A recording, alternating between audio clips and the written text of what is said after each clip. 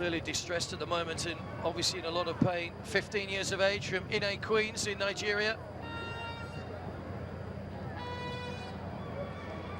Her game is over. Nigeria are going to have to bring on a substitute goalkeeper. It's going to be...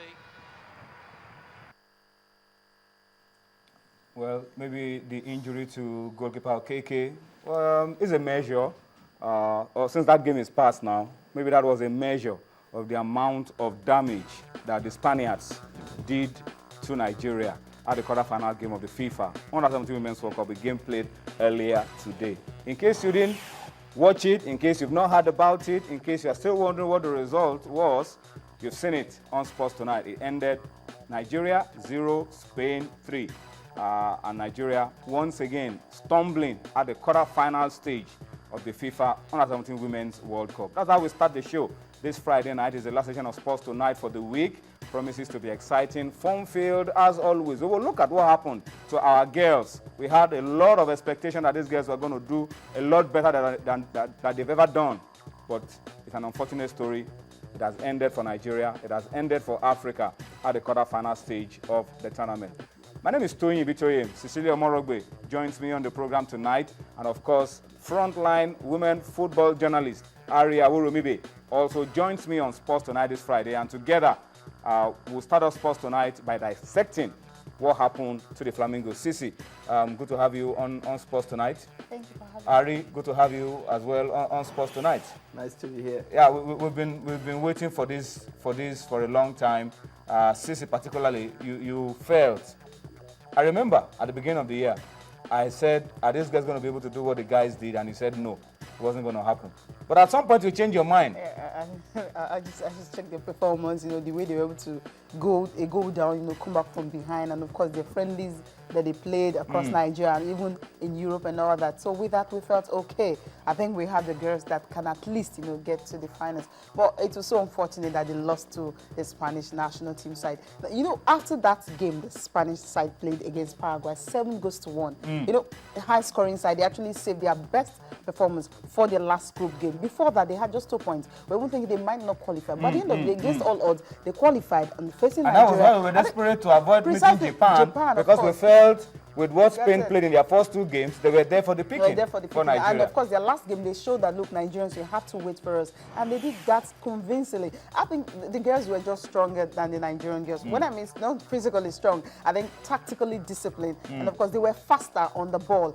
There are times you'll be wondering, are these girls or they're actually, boys. boys. Anyway, I'm going to come to Ari now because Ari has a lot to say about the state of women's football in Nigeria.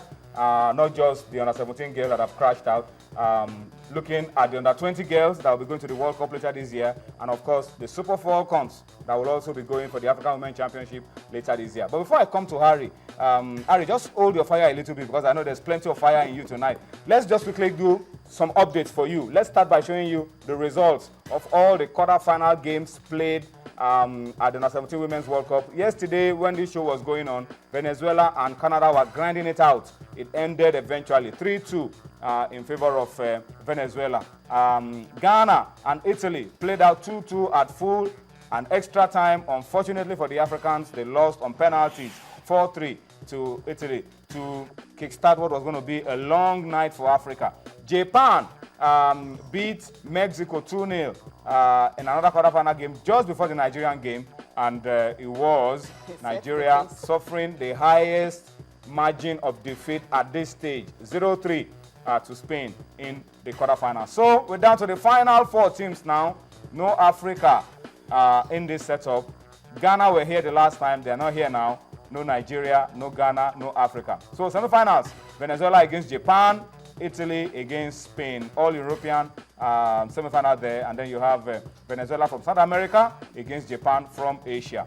That's how it is. Maybe that is the spread of the powers of women's football. All right, tonight you are a part of the show. You're a part of the panel. It's not just Ari, who is a frontline women football analyst that should have a say at what is going on. You can also be a part of what we're doing on the program tonight, and you can be a part of it by taking advantage of our platform platforms showing on your screen. On Facebook, go there and drop your comments, Channels Sports.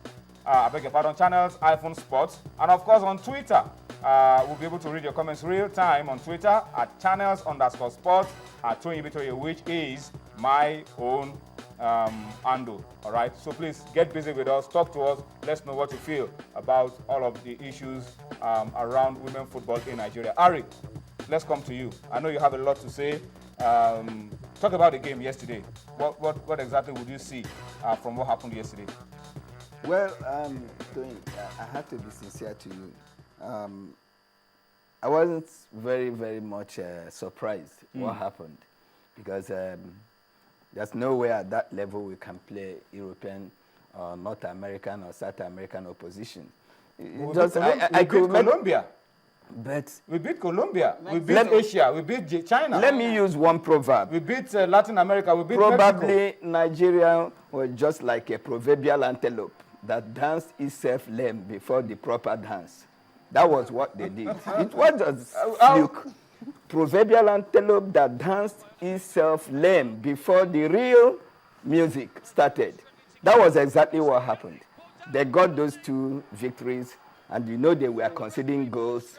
And if you start any competition by conceding goals, But they considered just two goals in my sister, it doesn't work that Spain way. were also We conceding. have a long way to go in women football. We are not getting it right. Okay, These girls, yeah. let me just make a point. These Spanish girls that beat them are girls born between 1997 and 1999.